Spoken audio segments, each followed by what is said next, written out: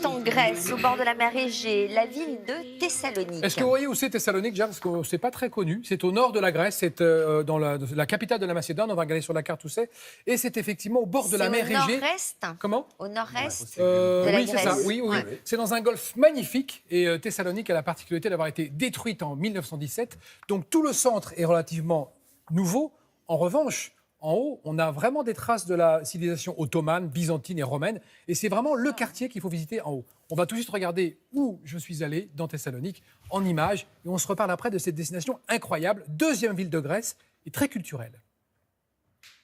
Le centre-ville de Thessalonique, au prestigieux passé byzantin, fut entièrement reconstruit après un gigantesque incendie en 1917. Il sera le point de départ de ma visite depuis sa célèbre Grand Place Aristote. Au programme, la découverte de Thessalonique, la ville haute, la ville basse, les remparts, la promenade et bien sûr la mer Égée, devant nous, ici, là. Et oui, Thessalonique se partage entre deux pôles, la ville basse moderne et la ville haute historique.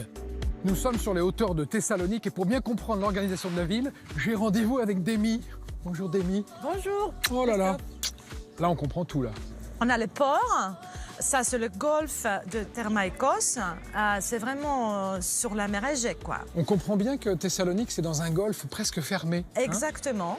Et là-bas, on a le quartier plus moderne et la montagne tout au fond. Cette forteresse, ça date de quand? Ça date de 2300 ans, mais en réalité, la forme qu'on a aujourd'hui, c'est de l'époque byzantine. D'accord. Et nous, on va aller faire un petit tour en bateau. Par où? Passons-nous? oui. Par là? Par là? Par là, Voilà. d'accord, très bien. Demi m'entraîne direction la mer à travers les rues bigarrées de Thessalonique. Nous rejoignons l'embarcadère du bateau pirate, célèbre pour ses mini-croisières dans la baie. À bord, Demi me montre la Tour Blanche, symbole de la ville. Et je découvre une immense jetée. C'est la jetée préférée des habitants depuis sa réhabilitation par un architecte français. Au pied de la statue d'Alexandre le Grand, un des symboles de la ville, je retrouve Bernard, architecte français qui a travaillé sur cette magnifique...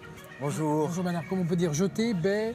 Promenade, on va Promenade. dire. Il n'y a pas beaucoup d'espace public à Thessalonique parce que la ville est très dense, comme vous avez sûrement pu le voir. Oui, c'est vrai. Et donc, C'est le seul endroit. on a envie de s'en échapper un peu. Et c'est vraiment le seul espace qui est dégagé. On a la chance d'être dans un rapport immédiat avec le paysage et avec la mer, qui est quand même quelque chose de très important pour la ville. Donc vous êtes fier de vous Bernard, c'est une réussite. Oui, c'est une même. réussite parce que c'est un espace qui est très démocratique, on va dire. Alors nous sommes en Grèce. On est en Grèce, mais on le voit, en fait, ça attire toutes sortes de gens. Au pied des célèbres parapluies de Thessalonique, œuvre de l'artiste Zangolopoulos, je quitte Bernard pour me perdre dans la foule très dense de cette ville foisonnante. Je remonte vers le centre historique de Thessalonique, la ville haute où m'attend Makis, résident du quartier. Bonjour. Ça va? Ça va, très bien.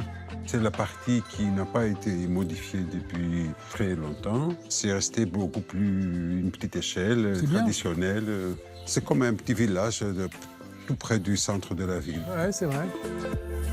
C'est un ancien quartier. C'était habité surtout par la communauté musulmane, jusqu'au moment où il y a eu l'échange des populations entre la Grèce et la Turquie. Détour par le monastère orthodoxe des Vlatades, joyau d'architecture byzantine de 1351. C'est un monastère renommé qui existe depuis plusieurs siècles. Il est très important pour la ville.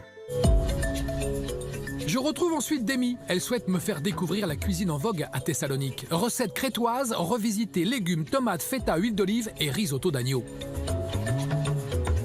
Alors Christophe, je t'amène maintenant dans une taverne. Une taverne grecque spéciale. Oui, avec de la musique. Rebetiko. Rebetiko. Le rebetiko résonne partout, c'est paraît-il l'âme de la ville. Le rebetiko, c'est un genre musical d'origine grecque-turque.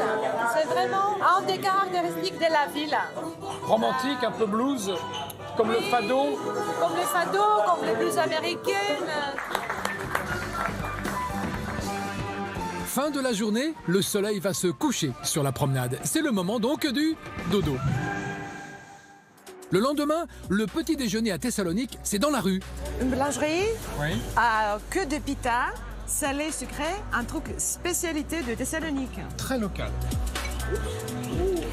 Efkaristopoli, ça a l'air très très bon.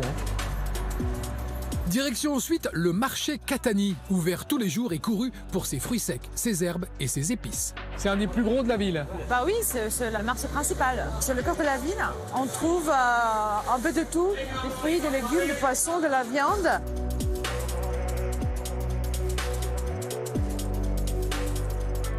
Dernière visite enfin sur les docks. Thessalonique, capitale culturelle de la Grèce, a réhabilité ses anciens entrepôts en lieu d'exposition et abrite le seul musée de la photo de toute la Grèce. Cette exposition permanente présente le travail de jeunes artistes grecs de ces 10 dernières années.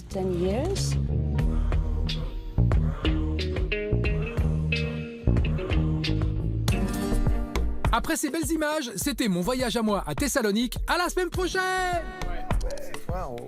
Sur la place Donc ça vaut le Aristote. coup. Combien de jours Il faut y aller 3 jours. Il faut y aller 3 jours parce qu'il n'y a pas de plage, donc il faut rester dans ce milieu urbain, visiter tous les monastères, visiter tous les jardins qui sont somptueux et visiter surtout les marchés qui sont extraordinaires. C'est mon conseil Quelle du jour. période de l'année? Parce que là, il y avait quand même une purée de Alors pois. non, Je ne sais pas il y si vous avait êtes un allé en petit peu de plein hiver. brouillard. Ou... Il faut y aller à partir de mai-juin. brouillard. Il faut y aller à partir de mai-juin et vous serez tous contents, il y aura du Non, soleil. mais c'est vrai je vous qu'on le promets. pourra saluer avec nostalgie votre chance quand vous partez en reportage faire des... Mais parce que j'avais des contraintes de tournage et je devais partir à C'est certains vrai. jours et donc la météo n'était pas bonne, il fallait que je tourne quand même. Ok.